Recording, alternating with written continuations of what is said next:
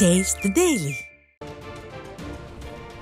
ஸ்டாலின் அரசின் டாஸ்மாக் நிர்வாகம் உடைந்து போன மதுவாட்டிலை விற்பனை செய்ததாக ஒரு காணொளி வெளியாகியுள்ளது.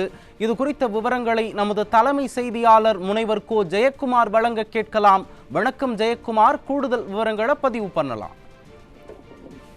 கண்டிப்பாக கண்ணதாசன், உடைந்த பாட்டில் பிராந்தியை விற்பனை செய்திருக்கக்கூடிய ஸ்டாலினின் திமுக டாஸ்மாக் மாடல் அரசு மதுவை வாங்கிய வாடிக்கையாளர் வேதனையோடு வீடியோ பதிவு ஒன்றை வெளியிட்டிருக்கிறார்.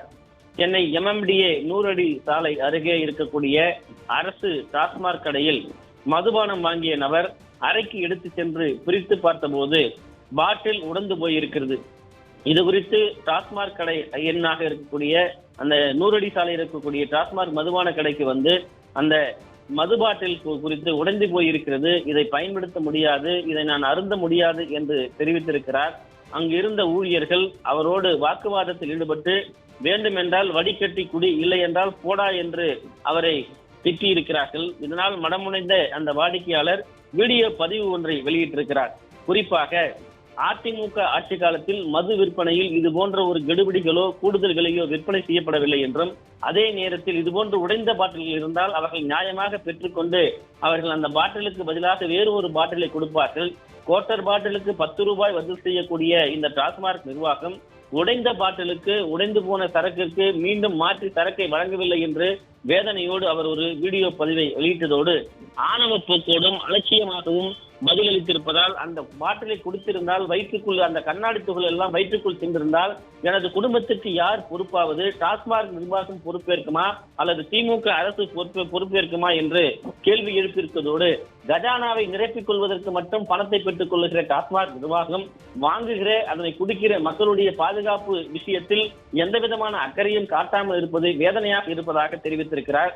அந்த உடைந்த பாட்டிலையும் அவர் பதிவிட்டிருக்கிறார். குறிப்பாக அந்த பாட்டிலில் இருக்கக்கூடிய முகப்பு பகுதி முழுமையாக உடைந்திருக்கிறது. பாட்டிலில் இருக்கக்கூடிய அந்த கண்ணாடி துகளோடு அவர் அறிந்தினால் கண்டிப்பாக அவர் அறுவை சிகிச்சையோ அல்லது அவருடைய உயிருக்கோ ஆபத்து ஏற்பட்டிருக்கும். இந்த MMDA பகுதியில் இருக்கக்கூடிய கடையின் 464 என்கிற இந்த கடையில் தான் இப்படிப்பட்ட அலங்கோலம் நிகழ்ந்திருக்கிறது. பாதிக்கப்பட்ட நபருடைய அந்த வீடியோ காணொலியில் வேதனையோடு பதிவு செய்கிறார். அதை நாம் தற்போது பார்க்கலாம்.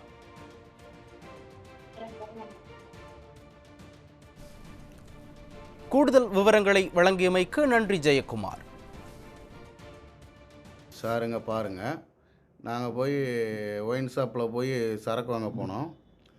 அப்போ அது உடஞ்சே தந்தாங்க. திரும்ப நாங்கள் போய் கேட்டதுக்கு அவங்க வந்து நீங்கள் செக் பண்ணி எடுத்துகிட்டு போக வேண்டியதானு சொல்கிறாங்க.